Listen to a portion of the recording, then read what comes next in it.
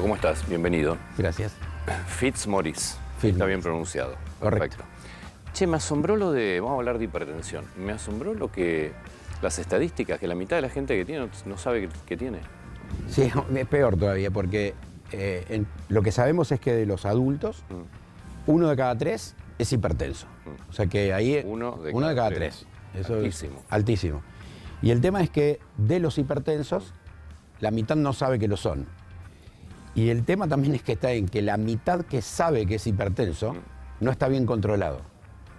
O sea que es una gran cantidad de gente. Bueno, vamos a empezar de cero. Sí. ¿Qué es la presión? Bueno, es difícil definirlo, pero en realidad el corazón funciona como una bomba en contra de una resistencia. Entonces vos tenés un volumen de sangre que eyectar para que se irriguen todos los órganos, y la piel, los huesos, el ojo. Y cuando vos haces esa presión, la podés medir. Cuando te contraes y cuando te relajás. Está bien. Entonces tiene varios componentes. ¿Por qué? Porque un componente es que yo te pise la manguera. Si yo te piso la manguera, vos tenés que hacer más fuerza. Seguro. Si yo te agrando la manguera, tenés que hacer menos. Entonces hay una cosa que se llama resistencia periférica, que es la que te va a dar los valores de presión arterial. Entonces cuando vos tenés ese mecanismo alterado de resistencia periférica por envejecimiento, porque tenés algún órgano que está generando sustancias que aumenten la presión, tenés hipertensión arterial. La sangre no circula por gravedad, circula por presión. Absolutamente. El tema es que, el ejemplo claro, si acá alguien viene y nos asalta, a todos nos va a subir la presión. El tema es que cuando el ladrón se vaya, nos baje y que no te quede elevada. Entonces, nosotros lo que vimos es que las personas que tienen hipertensión arterial tienen más riesgo de morirse, tienen más riesgo de insuficiencia cardíaca, tienen más riesgo de hacer un accidente cerebrovascular y tienen más riesgo de tener un infarto. Pero 1 de cada 3 adultos. Sí, y el problema es este que te estoy diciendo, que no es que es una patología inocua. Además de que en el 70% de los casos es silenciosa, provoca muerte. O sea, si vos tenés la presión alta y no está controlado, no estás controlado, te morís más que el que tiene la presión normal. Vos tenés más chances de tener un accidente cerebrovascular que te deje con secuelas. Tenés más chances de hacer un infarto. Tenés más chances de hacer arritmias, tenés más chances de tener insuficiencia cardíaca. Cuando hablamos de adultos ¿desde qué edad? Mirá, dentro de esa estadística? En realidad podemos tener, la hipertensión puede ser en chicos o en adultos. Cuando vos decís 1 de cada 3 adultos, generalmente los tomás por arriba de los 18 años. Eso es muy importante. Ya tenés pibes de 20 que tienen hipertensión Pero por supuesto, arterial. lo que pasa es que las causas del pibe de 20 probablemente sean diferentes que las del señor de 60. ¿Por qué? Porque sí, en realidad es compleja la interacción, porque es una interacción entre lo genético con lo ambiental. Y cuando vos sacás lo ambiental es la alimentación, también está demostrado que el ruido, la polución del aire, hay un montón de cosas que colaboran en aumentar la probabilidad de que vos seas hipertenso. La alimentación, el estilo de vida. Ahora, si un chico de 20 tiene hipertensión, es muy complicado para... En realidad lo que nosotros tenemos la hipertensión daña órganos, que se llaman órganos blancos. El cerebro, el ojo, o sea, la retina, los riñones y la parte vascular, las arterias.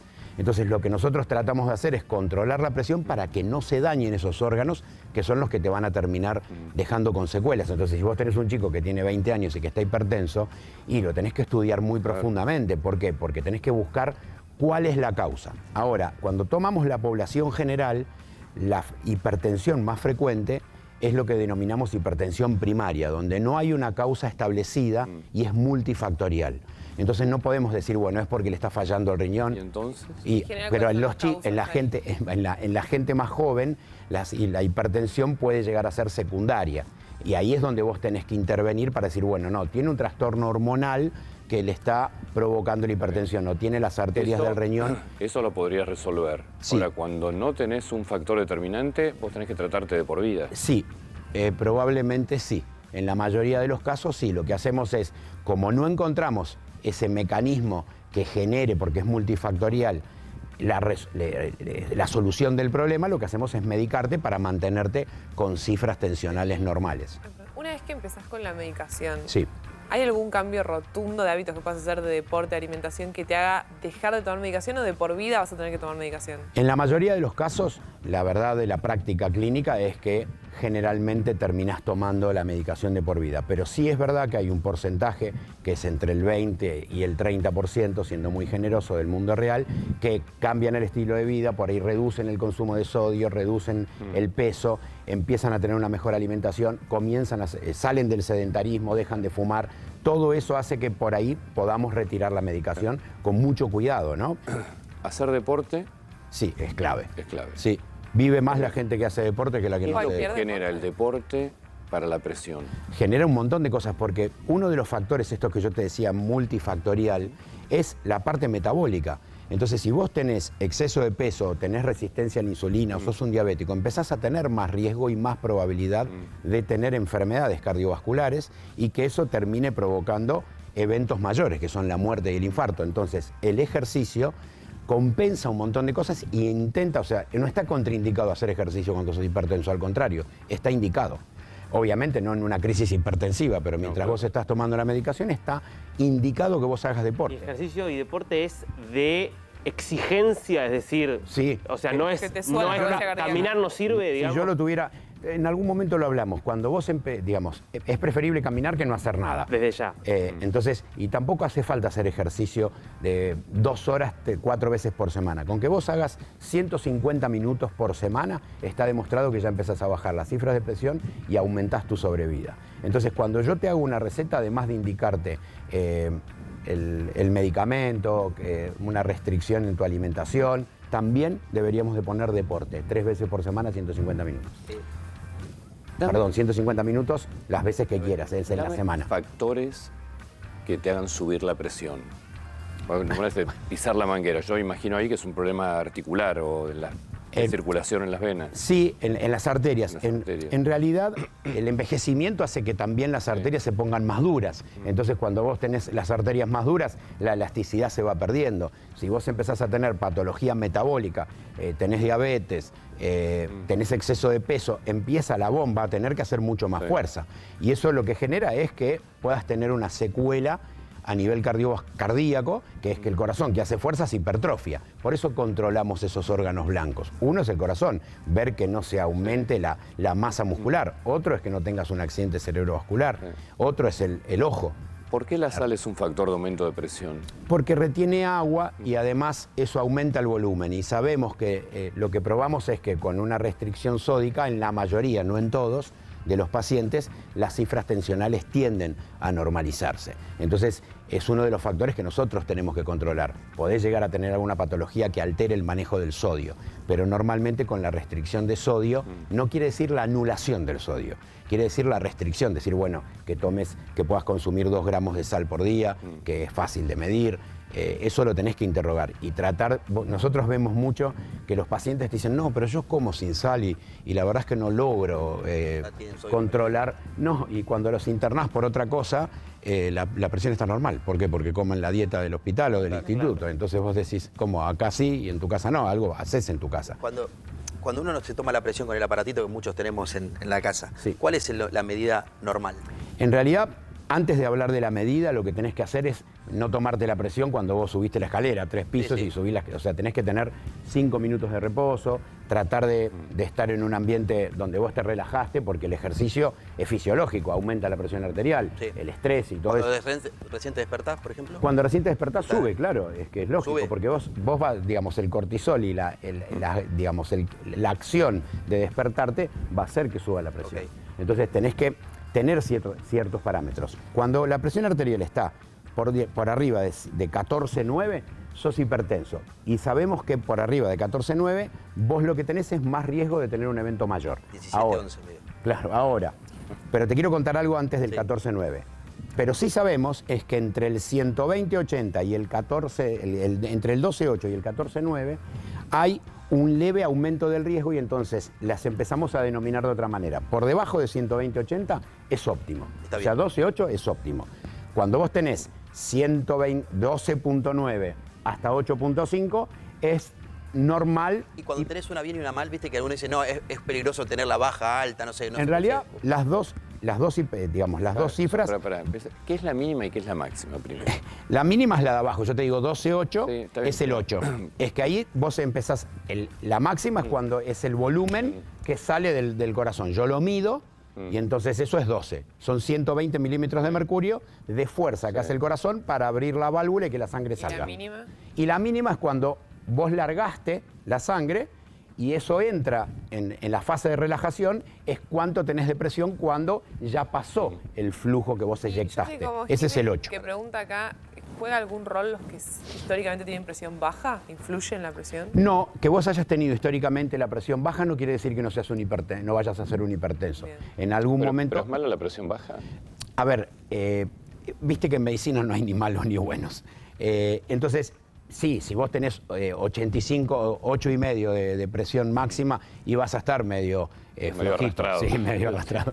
Se supone que deberías de tener un poco más y habría que investigar por qué tenés eso, porque bueno, por ahí estás anémico, por ahí te falta hidratación. Muchas veces la presión marca un problema que está generado en otro lado. Entonces, por eso te... ¿Ayuda el ayuno intermitente? Mira, ayuda que vos tengas una dieta y una alimentación controlada. La verdad es que a mí me parece que indicar distintos tipos de dieta sin un control y por internet, sin que vos vayas al médico, no es del todo correcto, porque no sabes a quién se la estás indicando. No sabes si ese paciente es anémico, si tiene alguna otra patología, si está engordando porque le está sucediendo algo y tiene un trastorno metabólico, qué sé yo, por ahí tiene bajas las hormonas tiroides y empieza a engordar. Hay muchas causas que investigar. Por eso digo, me parece que la consulta al médico es clave y que no andemos masificando las dietas, porque las dietas también es una indicación médica. ¿Hay un principal grupo de alimentos que deberíamos evitar? Mirá, sí, los que tienen sodio, digamos, deberíamos de evitar y deberíamos de consumir más los que tienen potasio. El potasio es un antihipertensivo natural, banana, kiwi, hay un montón de cosas que tienen potasio. Entonces vos tenés que tratar de explicarle al paciente que tiene que tratar de correr lo que tiene sodio e incorporar lo que tiene potasio. Yo me imagino el tema de sodio, ¿apuntás a los que son procesados o a los naturales? Lo ultraprocesado es realmente veneno, Sí. porque todo tiene sodio, porque vos pensás que tenés que conservar algo durante mucho tiempo. Entonces, esos alimentos que tienen sodio vienen con el sodio incorporado, las conservas, todo lo que viene en paquete. Bebidas también. Los juguitos en polvo, todo eso tiene un montón de componentes que tienen sodio y que pueden, digamos, perjudicar tu tratamiento o empeorar tu situación si tenés la presión. Y estas famosas bebidas... Isotónicas. Exactamente. Mirá, Que se toman después de hacer deporte. ¿Está mal tomarlas? no, la verdad es que no es que está ni mal ni bien. O sea, vos lo que tenés que tratar es que si sabés que sos un hipertenso y esa bebida tiene sodio, a vos por ahí te va a dañar. Entonces es preferible que tomes agua bajo en sodio, que te cuides de alguna manera. Y normalmente esas bebidas isotónicas, también el agua tiene un montón de componentes que si es potable también te va a hacer bien, ¿no? Hay unas sales también, viste, que te venden sal de no sé qué. Es que eso no es que Para no es algo prevenir nuevo, la eso es algo la rosa de no sé dónde. es que eso es algo bastante utilizado en medicina y se utiliza mucho en pediatría, las sales de rehidratación oral para los chiquitos deshidratados, o sea, hay un montón de cosas que venimos utilizando hace tiempo. Mario, tengo una última pregunta. ¿Está bien tomarse la presión con frecuencia o no? Porque en un momento digo, no estés todo el día tomando la presión. ¿Está bien? Pregunta clave, mirá, nosotros en medicina tratamos de responder con evidencia de los estudios y eso se llama detección oportunista, que es que vos por ahí ponés en una plaza gente a tomar la presión y a todos los que pasan se la tomás. Y vimos que es útil, pero lo que sí sabemos es que por arriba de los 40 años la detección de consultorio es obligatoria. O sea, la toma de la presión arterial debe estar incluida en la consulta de cualquier médico, sea el ginecólogo, el neurólogo, debe estar incluida y no está incluida, porque cada uno hace una especialidad diferente, entonces por ahí el neurólogo...